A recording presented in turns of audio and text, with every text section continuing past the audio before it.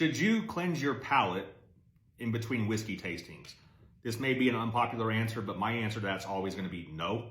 And it kind of depends a little bit, but let's talk about that for a second. So cleansing your palate between tasting whiskey, as many of you know, is going to involve something like drinking water, bread, crackers, fruit, chocolate, those sorts of things. Cleans out your palate for the next thing.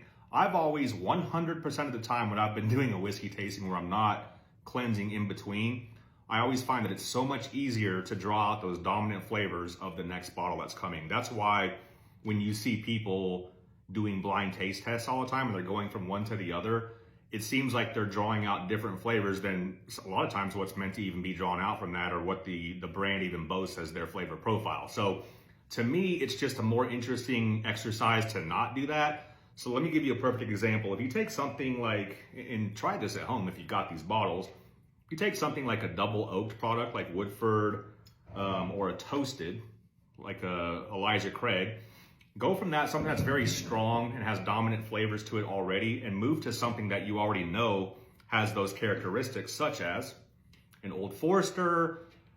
Jack Daniel's Bonded actually works extremely well with this experiment as well. These are typically going to have a dominant like banana flavor. With Jack, you're going to get that additional charcoal flavor.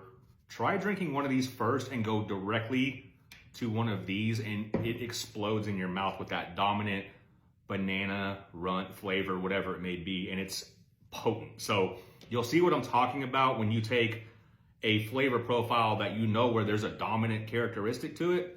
Drink something like this first and just go directly to it.